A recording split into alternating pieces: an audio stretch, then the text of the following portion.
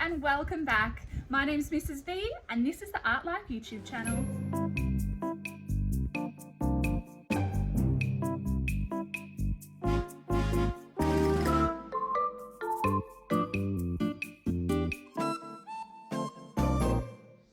Now today we're going to do a fantastic collage influenced by the artist Paul Klee.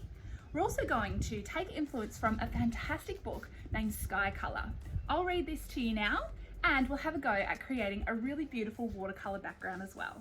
When you're done, your artwork might look something like this.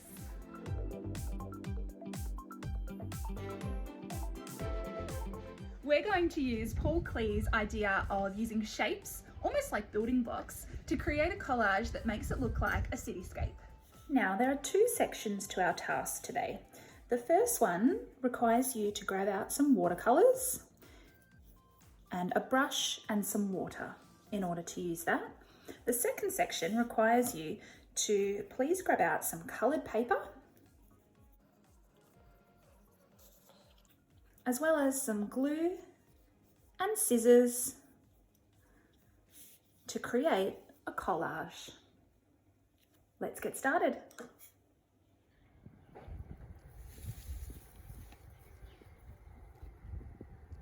Before we start our artwork today, I'd like to introduce it by reading a book called Sky Colour by Peter H. Reynolds. Marisol was an artist. She loved to draw and paint, and she even had a very own art gallery.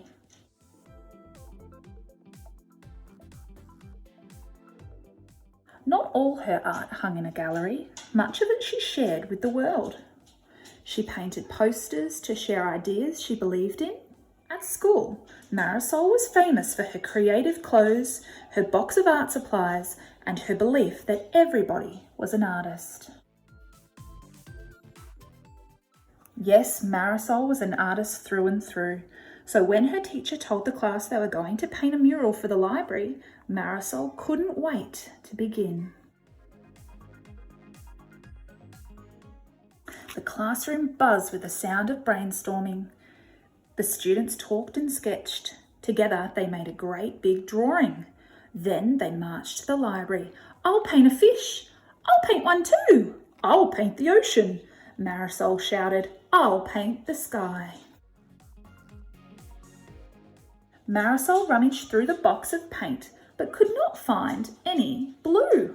How am I going to make the sky without blue paint? The bell rang. It was time to put their brushes down for the day. As she climbed aboard the bus, Marisol kept wondering. All the way home, she stared out the window.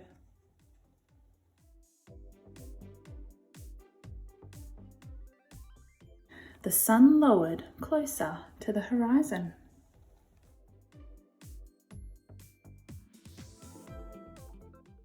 Later at home, Marisol watched day turn into night.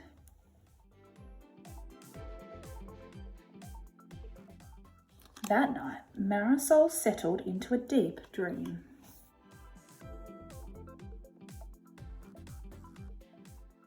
She drifted through a sky swirling with colours.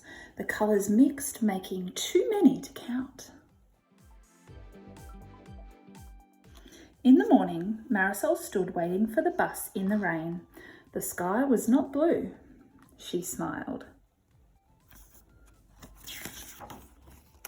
At school, Marisol raced to the library. She grabbed a dish and began adding colours, this one and that one. She swirled the brush to make an altogether new colour.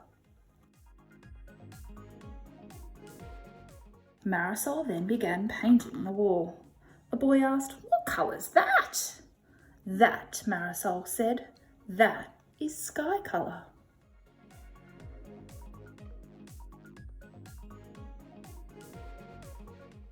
And what a beautiful colour it is. Now I hope you've loved that book. I especially do because it leads me to the lesson that we're going to learn about today. And the first thing we're going to do is create a sky colour background.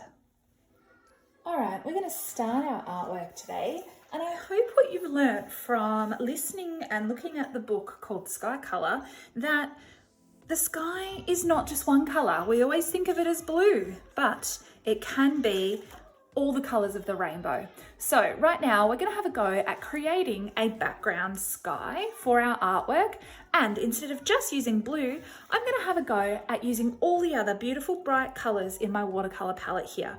So this part of the task is very much up to your own creativity and skill level. I'm just going to completely fill my whole page full of beautiful bright colours.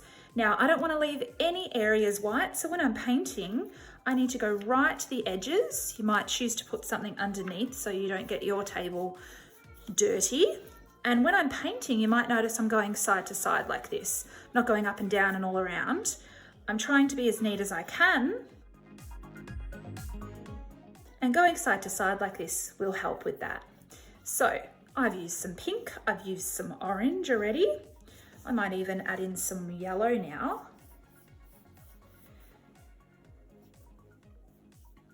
And I'm making a beautiful sunset, colourful sky.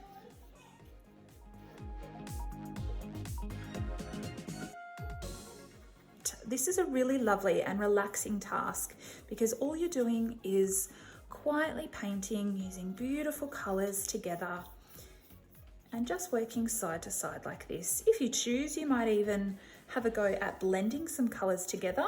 You can see that colours blend when they're both wet.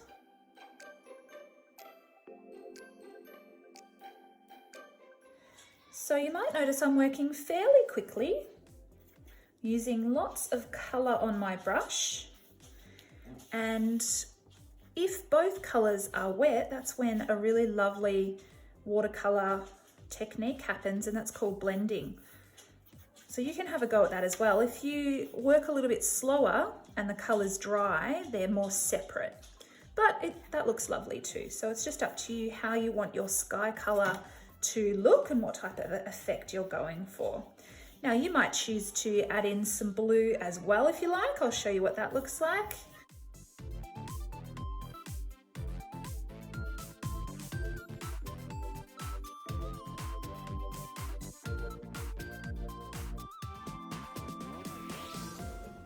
Okay, wonderful.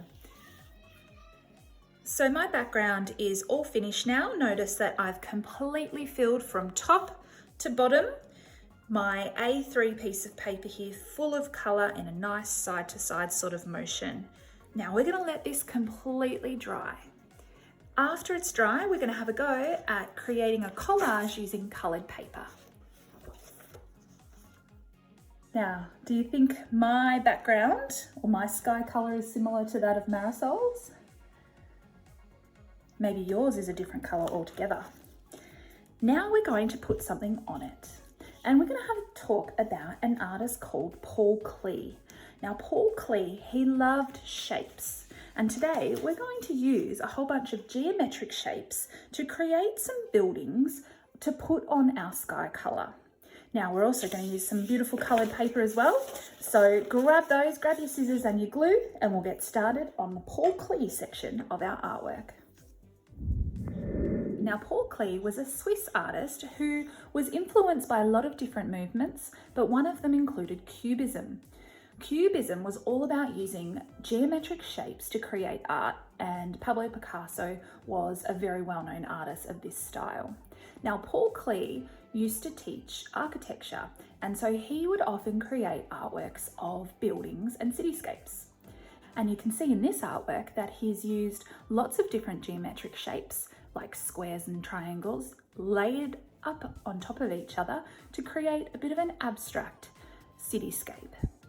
We're going to do something similar today, except we're not going to paint it, we're going to use paper. And we're going to use our collage skills, and that is cutting and pasting to create a bit of a building or cityscape on top of our sky colour background here.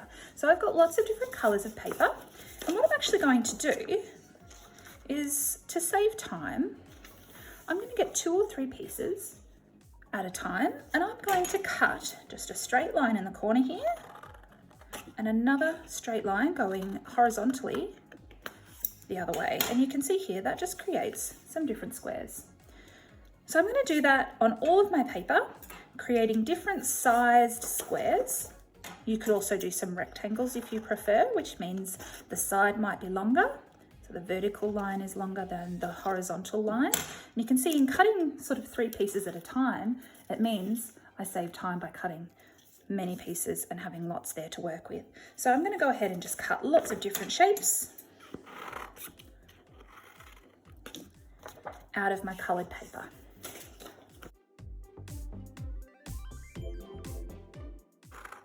Small ones, maybe some big ones, but try your best to keep them nice and straight, to keep them geometric.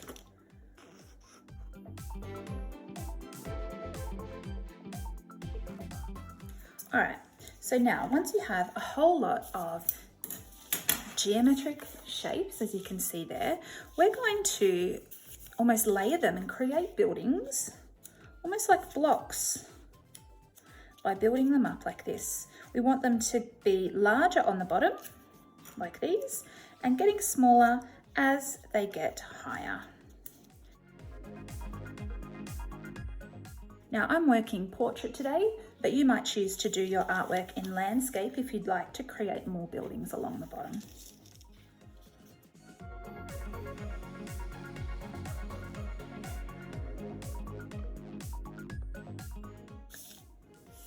Now, as you can see, as I'm arranging my shapes onto my sky colour background, I'm doing them different sizes. So some buildings are tall, some are shorter. And whenever I've got a colour, I never repeat it. So I'm not going to do a yellow one here. I'm going to change it up and make sure that the next colour is a different one.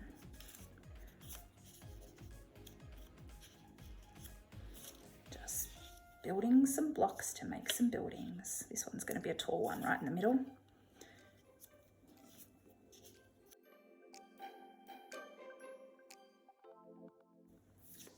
Now, if you find you run out of paper, you just need to cut some more.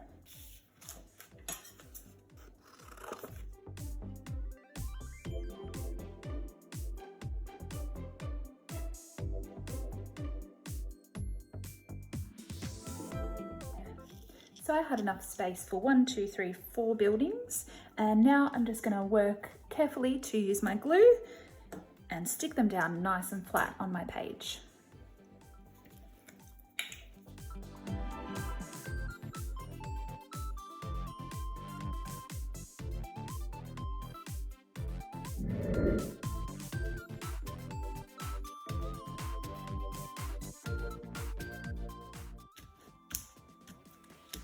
There.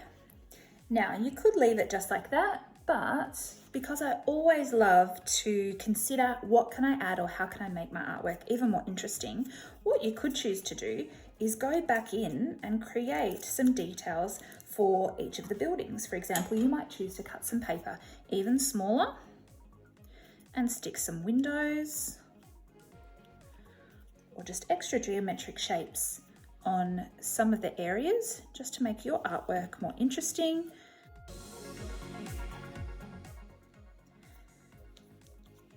Another thing you could do is cut a large circle. You might choose to trace around something to get your circle perfect, but I'll just do it freehand.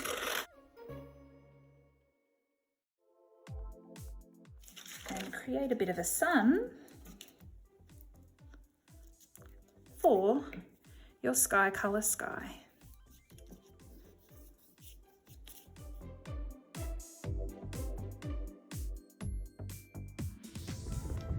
So it's as simple as that. I really hope you've enjoyed creating a Paul Klee sculpture today, and also realise that when you paint the sky, it doesn't have to be blue. Please make sure that you subscribe to the Artlife YouTube channel for future videos. Thanks for joining me.